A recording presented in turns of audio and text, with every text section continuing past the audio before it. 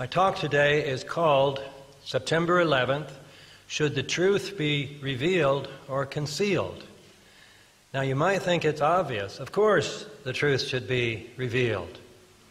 But that depends upon what the truth is and who you are. Members of the elite of our societies may not think the truth should be revealed, given what the truth is. Well, I will come to that question at the end of my lecture. First, I must discuss what is the truth. Now, if by that you mean the details of what happened on 9/11 and leading up to it, we don't know. That's why we need a genuine investigation that would issue subpoenas and put people under lie detectors and threaten people with jail time if they don't tell the truth and expose the higher-ups who perpetrated this. None of this has been done. It was the crime of the century. It was the greatest crime in American history, and yet it was not investigated like a local bank robbery was investigated. There has been no genuine investigation asking who really did it. So we don't know that. But there is one very big truth that anyone with at least a 30% open mind can know already, which is that the official story is false. We can put this in terms of conspiracy theories. At least in America, we have an almost Pavlovian response. If someone says conspiracy, we say, "Oh, I don't believe in conspiracy theories." But of course, we all believe in conspiracy theories. A conspiracy is simply when 2 or 3 people conspire in secret to do something illegal. Our newspapers are full of stories about conspiracies every day.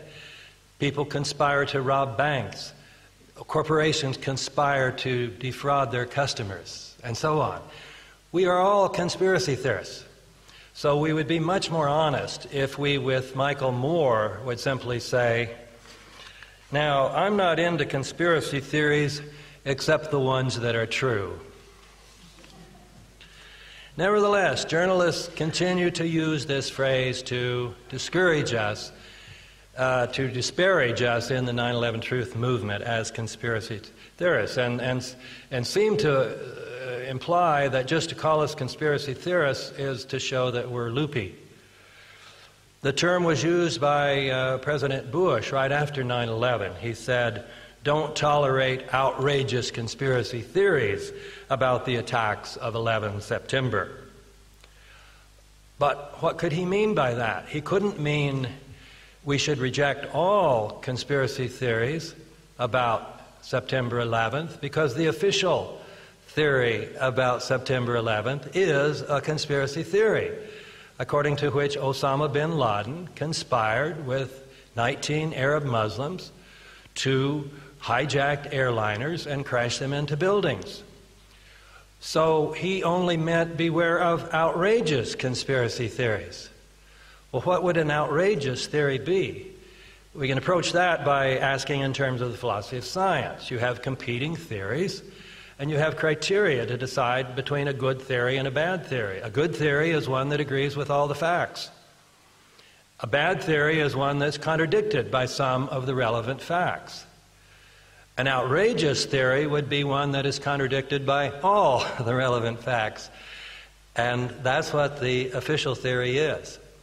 So you in this country may not think of George W. Bush as a particularly subtle man, but actually he was saying very subtly here, you should reject the official theory because it is the outrageous conspiracy theory. But of course, no American journalists understood the subtlety.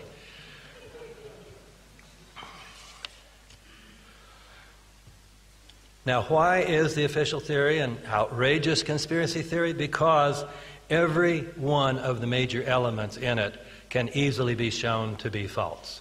Let's go through these. First, the attacks were ordered by Osama bin Laden. Second, the attacks were carried out by 19 Arab Muslim members of Al-Qaeda under the leadership of Mohammed Atta. This team of al-Qaeda terrorists managed to hijack 4 airliners and crash them into buildings in spite of a system between the FAA, the Federal Aviation Authority, and the U.S. military designed to stop such events. Fourth, these clever terrorists, by crashing into 2 buildings of the World Trade Center, were able to cause 3 of them to suffer total collapse. 5, they were also able to crash an airliner into the Pentagon. 6, we can be sure that the attack was orchestrated by al-Qaeda because it was the only organization with the motive and the means to carry out such an attack. And 7, we can believe all this because it has been fully verified by the 9/11 Commission, which was a fully independent, impartial commission. So we'll take these one by one. Ordered by Osama bin Laden. This claim, of course, was used to justify the attack on Afghanistan, where bin Laden had been, and the resulting more general war on terror aimed at Arab and Muslim countries. But no proof was ever presented that Osama bin Laden was involved. Colin Powell promised a white paper that would provide that proof. He never did.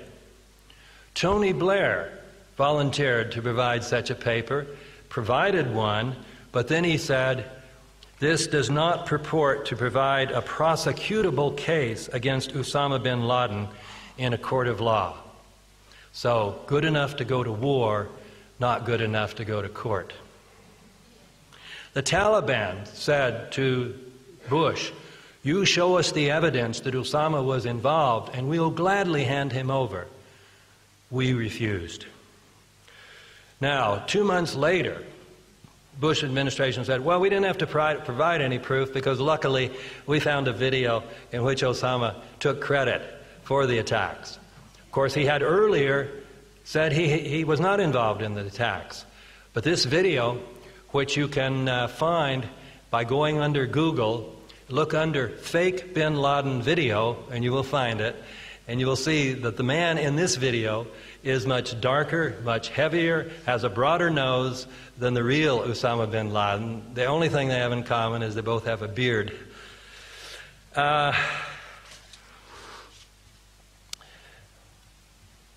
In July of 2001, an event happened that suggests that Osama was still working for the CIA, as he had been, of course, in Afghanistan against the Soviet Union. Because a very respected journalist reported that Osama was in the American hospital in Dubai being treated by an American doctor, and that while he was there, he was visited by the local CIA agent. Finally, it's not just the members of our movement who say there's no evidence that Osama was involved. How about our own FBI? Go on the FBI's most wanted pages. Look under Osama bin Laden. You will find he's wanted for various terrorist attacks, but there is no mention of 9/11. Ed Haas, who has a website called Muckraker Report, the Muckraker Report, called up the FBI to ask why isn't Osama wanted for 9/11. And Rex Toome, the chief of investigative publicity for the FBI, said the reason why 9/11 is not mentioned on Osama bin Laden's most wanted page is because the FBI has no hard evidence that connecting bin Laden to 9/11.